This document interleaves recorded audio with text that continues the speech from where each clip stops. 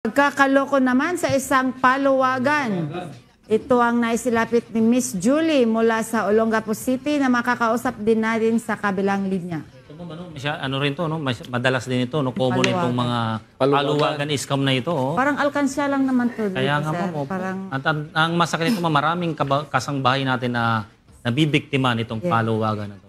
Kahit massive na yung awareness na ginagawa, lalo-lalo na nating mga ACG pagdating sa online, pero meron pa rin. Opo. Kaya nga, ang sagot nga nila dyan ay dapat araw-araw din tayo, ma'am, magpaalala sa ating mga kasangbahay. That's right! Okay. So, nandiyan na si Ma'am alias Julie, no? Magandang hapon po sa inyo, Ma'am alias Julie. Ma'am Julie. Paki-unmute po at baka nakamute na naman yung inyong mic or audio.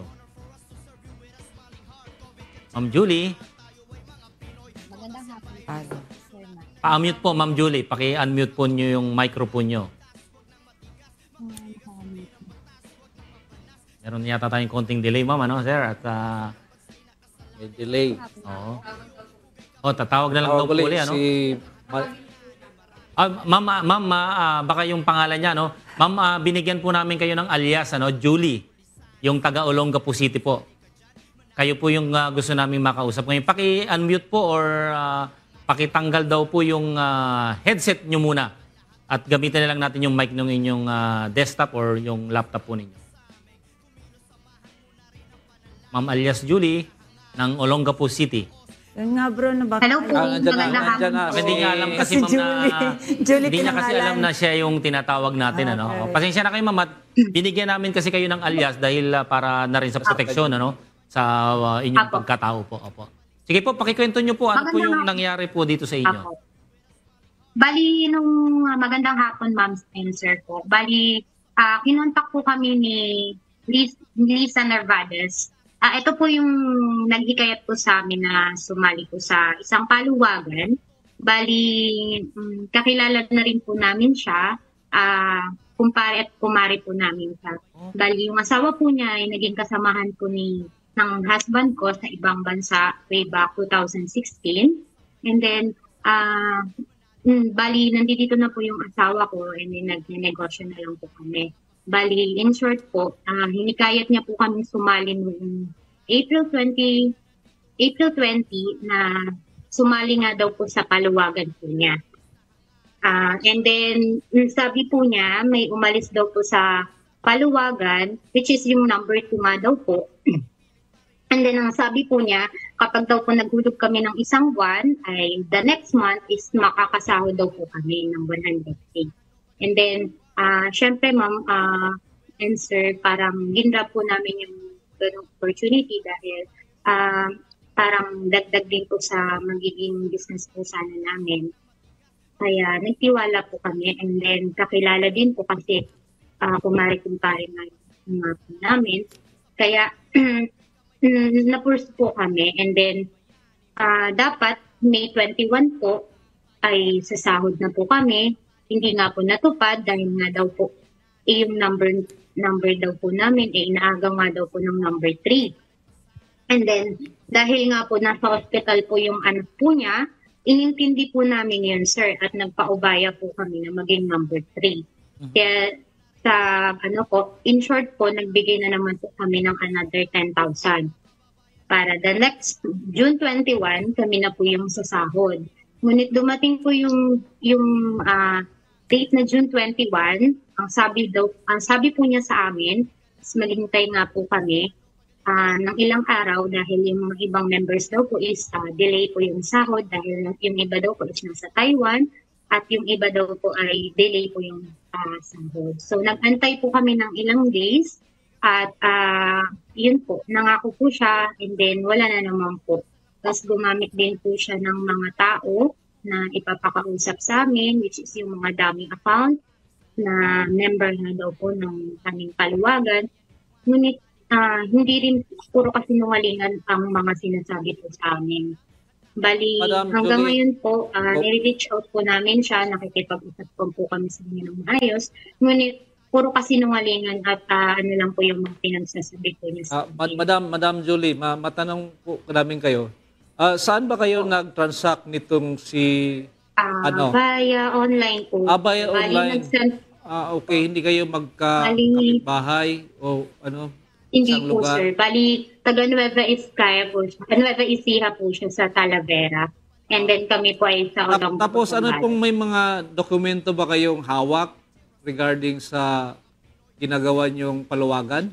Meron ba kayong hawak? Bali, sir, yun nga po. Bali, wala po akong document na hawak, hindi yung mga pinasko lang po na payment transfer kasi po gawa ng nagtiwala po kami dahil nga po, hindi lang po namin siya basta kilala kung hindi kumare at kumpare po namin. Bago po kasi kami, sir, sumali sa asawa po niya, no, kumpare po namin, tumawag po kami sa kanya sa ibang bansa at tinanong po namin kung legit po yung paluwagan. At ang sabi po ng kumpare namin ay legit nga daw po.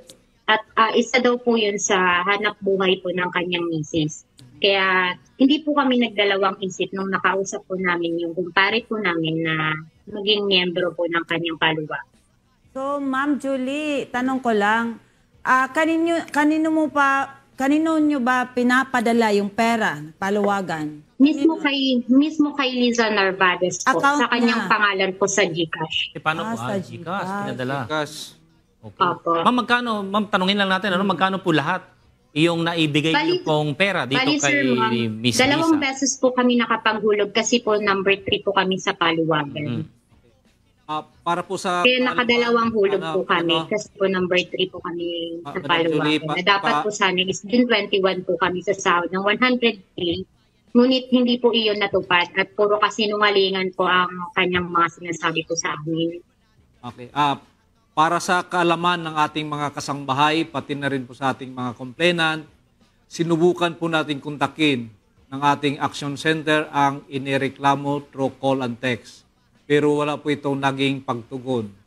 Para naman po sa inireklamo, bukas po ang ating action center 24/7 para sa inyong panig.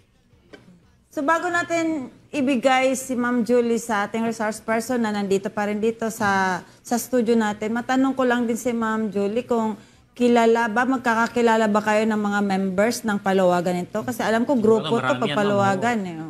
Saka ma'am, yung Bali, binili actually, nila rito ma'am, yung hindi islat, po. Paluwagan. Bali, pinakilala lang po niya ako and then pinapasa niya po yung mga name po ng mga member, which is nung na-find out po namin na siya rin po yung gumagawa ng account na yun. Ay, Ma'am Julie, gumawa po Ma'am siya Julie, ng hindi ko mga lang po masyado iba't nadinig ibang kanina, Ma'am pangalan Julie. po.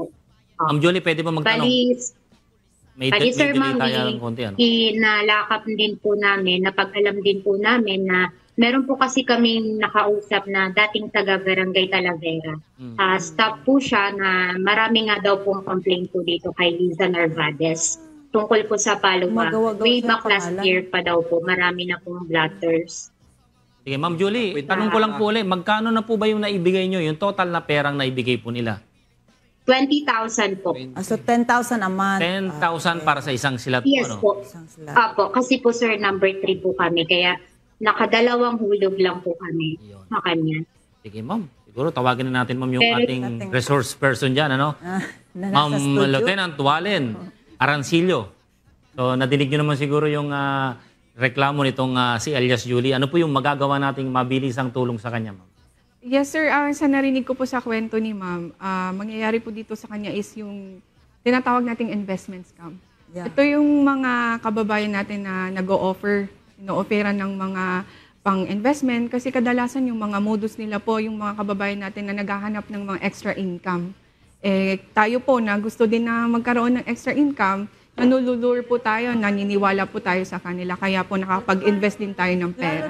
na mayroon din siyang trust and confidence sa kaibigan ng Parang husband niya. asawa ng kumpare niya, Ma'am, ano? No?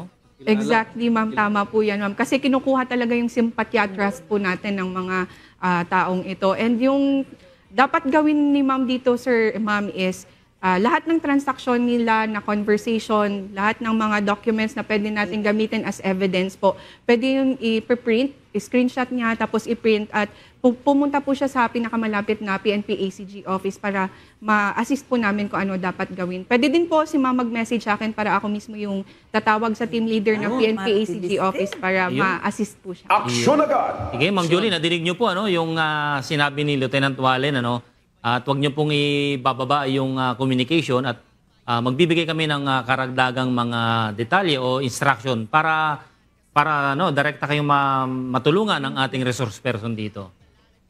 Yes, Okay, then okay. ma'am, antay Maraming lang ma'am salamat. kasi In advance. ibibigay Sana mismo, po- makakausap niyo mismo si Lieutenant Arancilio. Marami po yung kanyang maluluto.